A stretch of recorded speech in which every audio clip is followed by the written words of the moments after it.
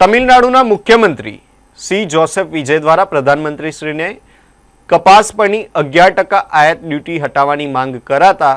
ગુજરાતના કપાસ ઉત્પાદક ખેડૂતોમાં ભારે રોષ ફેલાયો છે। ખેડૂત આગેવાન જયેશ પટેલે પ્રધાનમંત્રીને પત્ર લખી કપાસ પરની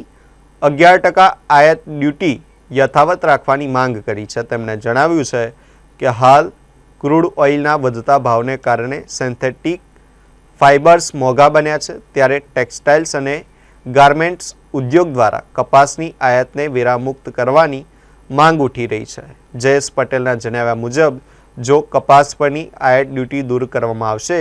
तो विदेशी कपास सस्ता भावे देशमां आवशे, जेना कारणे देशना कपास उत्पादक खेडूतोने भारे आर्थिक नुकसान सहन करवुं पड़ी शके छे। तेमणे भारपूर्वक उमेर्युं के भारत विश्वमां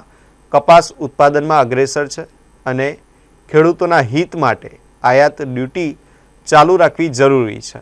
ખેડૂત આગેવાને કેન્દ્ર સરકારને રજૂઆત કરી છે કે કૃષિ વિકાસ દેશના વિકાસનો આધાર છે અને ખેડૂતોની આવક બમણી કરવાની સરકારની નીતિને ધ્યાનમાં રાખીને ખેડૂતોના હિતમાં નિર્ણય લેવો જોઈએ। ખેડૂત આગેવાન ભારત દેશમાં કપાસ જે આયાત થઈ રહ્યો છે એની પર 11% આયાત ડ્યુટી છે। પછી ખાસ કરીને છેલ્લા એક મહિનાથી જે સ્થિતિ બની છે યુદ્ધને કારણે ક્રૂડ ઓઇલ મોંઘું થયું છે અને ક્રૂડ ઓઇલને કારણે સ્વાભાવિક છે કે સિન્થેટિક યાર્ન મોંઘું થવાને કારણે ટેક્સટાઇલ ઇન્ડસ્ટ્રી સાથે જોડાયેલા ઉદ્યોગપતિઓ ખેડૂતોના ભોગે જે રીતે 11% ઇમ્પોર્ટ ડ્યુટી ઘટાડવાની જે વાત થઈ રહી છે અને એને કારણે ખેડૂતોના ભોગે તમારે સસ્તો કપાસ વિદેશથી લાવવાનો અને પછી ગાર્મેન્ટ્સ વિદેશ નિકાસ કરવાની જે વાતો થઈ રહી છે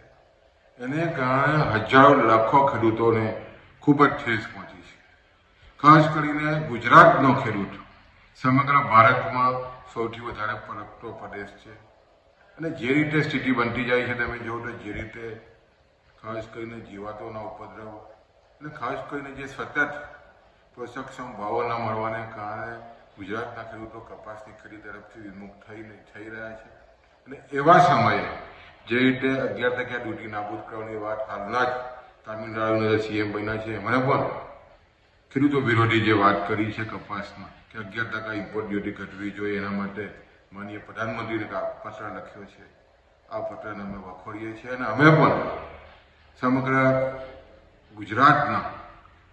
50 લાખ જે ઉત્પાદક કપાસના ખેડૂતો વતી માનનીય નરેન્દ્રભાઈ મોદી સાહેબને પત્ર લખીને અમારી વેદના જણાવી છે કે કપાસના ખેડૂતોને બચાવવો હશે તો વિદેશથી આયાત થતો કપાસ અટકાવવો પડશે અને 11% ડ્યુટી છે એમાં વધારો કરવો પડશે। એના અનુસંધાનમાં અમે પત્ર લખ્યો છે।